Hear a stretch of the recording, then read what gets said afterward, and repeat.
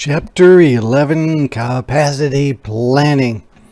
And as I mentioned in Chapter 10, I have condensed the Chapter 11 notes for my presentation to only include really the stuff I want to talk about. But if you look in your student notes, there'll be additional information. So with that, let's go ahead and get started. Remember, first of all, capacity is how much you can produce in a given period of time, not how much you can put on your shelves, how much you can produce in a given period of time. So with the overview, firms make capacity planning decisions that are long range, medium range, and short range. So they plan for how much they can produce in a given period of time. So long range capacity planning decisions, they say, wow, we are really getting cramped here in this facility. So therefore, we need to plan on expanding our operations and building a brand new facility and buying all sorts of new equipment. And that's going to be long term.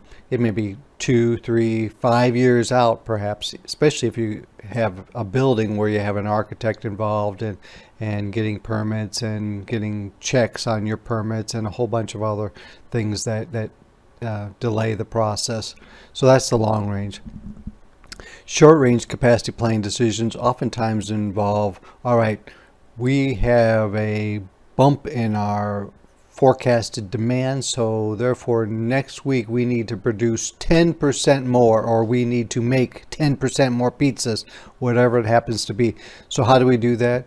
Well, let's bring in another shift, or let's have these people work some overtime. There's a variety of short-term things you can do.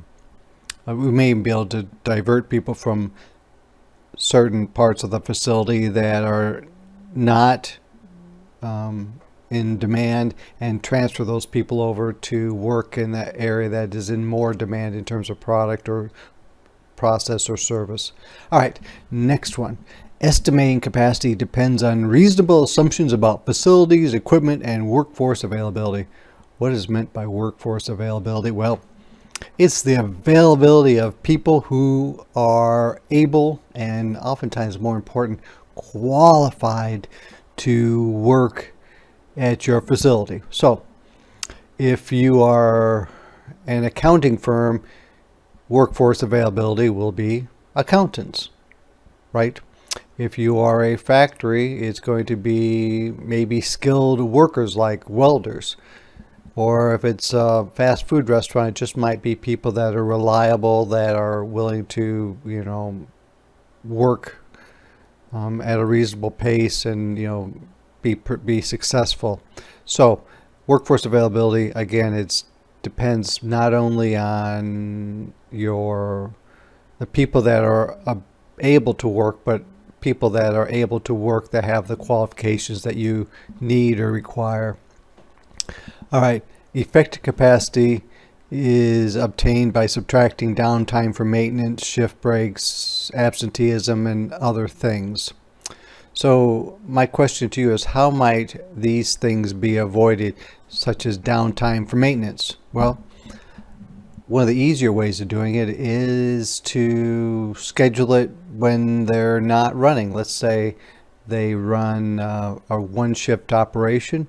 Maybe they come in during the second shift and do the maintenance so that they don't have to shut down the line or stop the service. Or what they could do is they might even be able to come in like on a weekend and just get paid overtime. Even though it's cost more, it may end up being a net gain in terms of savings. Shift breaks. Sometimes what happens in shift breaks is that somebody covers. Like if you're in a wait staff and you go on a break, somebody's possibly covering for you during that break. So that's how you deal with downtime due to such as shift breaks. Schedule changes.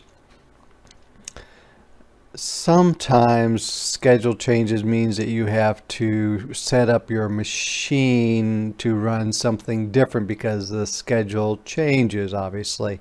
So how do you deal with that?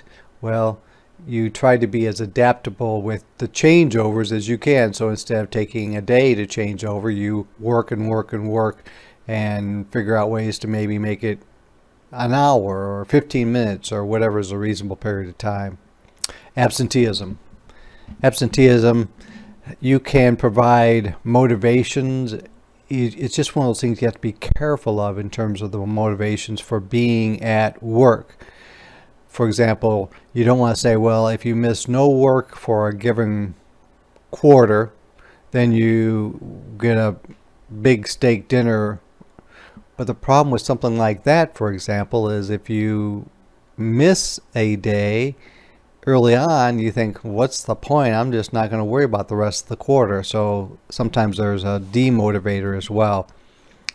In my experience, one of the best policies for absenteeism is to just say we're looking for unfavorable trends. So if you see a person who's consistently out on Mondays, then you address that issue with that person. Or if you see a person that never works at the end of the month, you address that trend. In some companies, and this is problematic in the same way as the first one where you get the steak dinner, is what sometimes people do is they say, well, if you miss over 12 days in a given year, then there's going to be some sort of a disciplinary action against you. The problem with that is some people play that system, and so they think, last year, 13 months ago, I was gone for 2 days, so I can be gone for 2 days this month because, I'll stay under my 12. Unfortunately, what happens is eventually you get burned because you actually have a bona fide reason to be off, and then you have disciplinary action, and these people say, well, that's not fair. My mother-in-law passed away, or my mother passed away, or whatever. That doesn't really work out. But anyway, you know what I mean. If you have something where you actually are sick, or you have to have a gallbladder surgery, who knows? Any of those things, say, well, I was out for 3 days for that. That's legitimate. But the real problem is the other ones before that were not necessarily legitimate. So it just is a problem when you use that sort of policy. So the trend thing is oftentimes the best one as far as my experience. All right, moving along. Capacity planning, decision hierarchy. One of the things I point out here is what's the primary difference between aggregate planning and scheduling. And aggregate planning is really more of like the broad brush type of planning.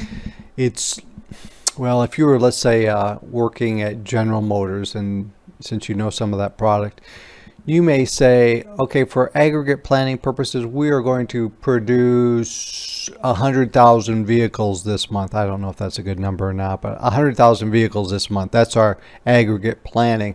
Scheduling would be, we are going to be producing 15,000 Silverados this month. We are going to be producing 8,000 Malibus, etc. And so you really get into the specifics when you get down to the scheduling, and it's always usually much more short term. Aggregate planning is longer term, and oftentimes you use aggregate planning for the simple reason that you need to figure out resources and ordering and workforce needs well in advance of the schedule. Because if you have to react, it may take you several months, and so that's why you look at the aggregate. And we're going to go to this one, and we're going to stop for this segment. Types of capacity measures. Tons produced. What sort of industry? Coal, steel, anything where you don't really have a name for each part. It's just things that are just bulk items for the most part. All right, we're going to stop with that segment for this, and we'll see you in the next one.